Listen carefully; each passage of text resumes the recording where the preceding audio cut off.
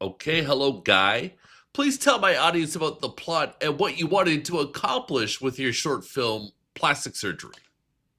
Amazing. Well, first of all, Michael, thank you so much for having me on. So the film is called Plastic Surgery. It's a short environmental thriller which follows a doctor, Dr. Tara, who's on the verge of starting her maternity leave before she's thrown back into a world of chaos. And she's kind of taken into this world where suddenly all of her patients start showing up with plastic items hidden within their body, and she's forced to operate and save as many people as she can until she herself becomes infected. I mean, it was a great, yeah, really fun to make this film. It was tackling a really big topic. So in terms of what I wanted to achieve with it, I guess I really wanted to just raise awareness about microplastics, its effect not just on our planet but also our health.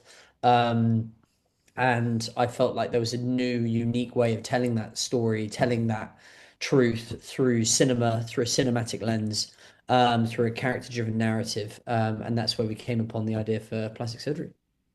All right, there you go. You laid it all out there. It's 12 minutes. I feel like you've covered everything. How did you learn about the threat of microplastics? So my sister used to work for a not-for-profit called the Ocean Agency, which looks at the effect that climate change and global warming has had on coral reefs around the world. I mean, that was my first insight into the real horrors beneath the waves, so to say, so to speak, and that was where I started to research about plastic pollution and microplastics, its effect on marine life. And then lo and behold, one of the main things that kept popping up that I couldn't really avoid was seeing all the news and articles and research about its effect on our health. So I then kind of stood back a bit and realized this was something that I hadn't really learned much before, about, and it was something that I knew would be a really interesting topic to approach.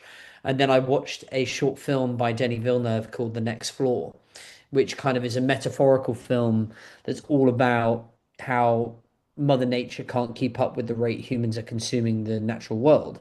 So I knew that there was something in this that I could do a metaphorical kind of horror thriller, but then centered around plastic surgery, and that's where the idea came for this hospital setting. Lovely. What is your message to people who enjoy getting plastic surgery? Message, sorry, say again, message for people who enjoy plastic surgery. Yeah, they like their Botox. They like getting plastic surgery. What do you say to them?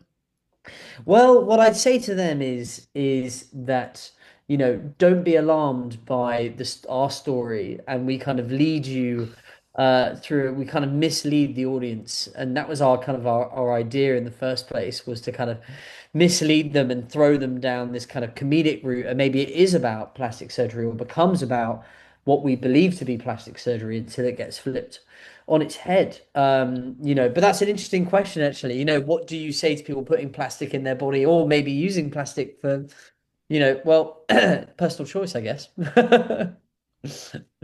Isn't there just too much money attached to aging celebrities to just get rid of plastic surgery? Yeah, that's what you think, right? Surely.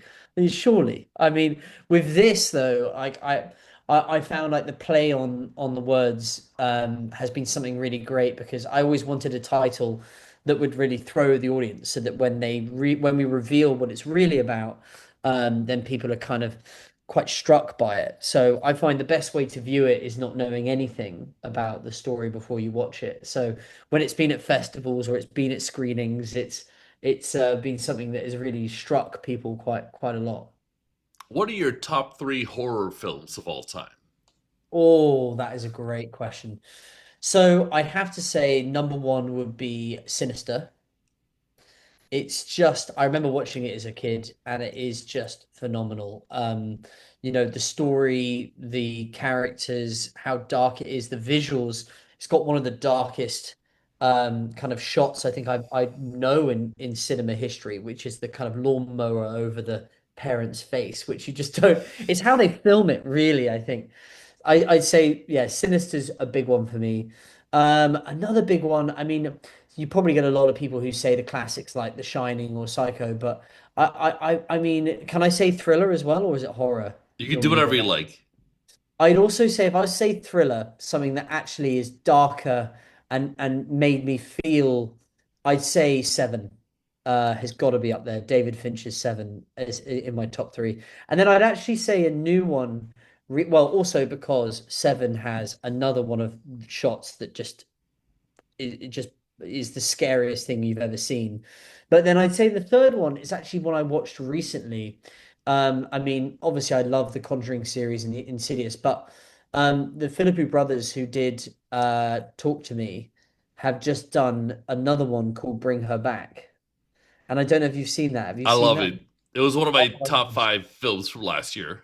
I love it. I love Yeah. it. And do you know what I love about it is that it tackles something so simple and something that everyone can relate to, which is grief, right? But it asks the question, how far does someone go to bring that person back that they lost in their life? And it turns out pretty damn far. Yeah, they're great. They've been on this YouTube channel as well. I talked to them. They were here in Montreal for Yeah, amazing. Talk to Me. Yeah, they're great guys. Yeah, yeah. I mean, it's really great. The stuff they're making, it's so cinematic as well. I mean, the shots.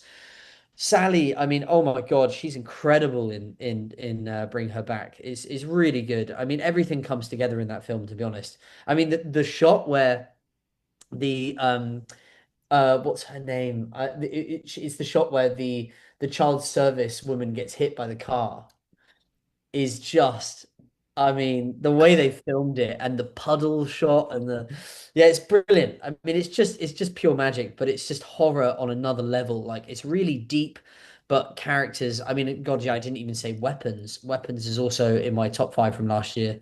That's another big one that hit me. Weapons again, just a perfectly crafted script, which is just a unique way of telling the story, really interesting characters that are both flawed but and like Gladys in Weapons, she's got this supposed terminal illness and she's looking for the next fix that she thinks will fix her, but it's just, yeah, such great. I think horror is just on another level at the moment. It's really great. Lovely. All right. Are you worried about retribution for creating activist cinema? No, not at all. I like cinema that has a deeper meaning. It has it has a message behind it, leaves the audience asking questions, maybe with a heightened level of understanding or however. You definitely want to err on the caution of something that feels like a campaigning film. You still want it to be a story in its own right. But I think cinema has a great platform for activism and an environmental message. And if you can blend body horror with cinema and blend body horror and environmental, then you're onto something really interesting and unique.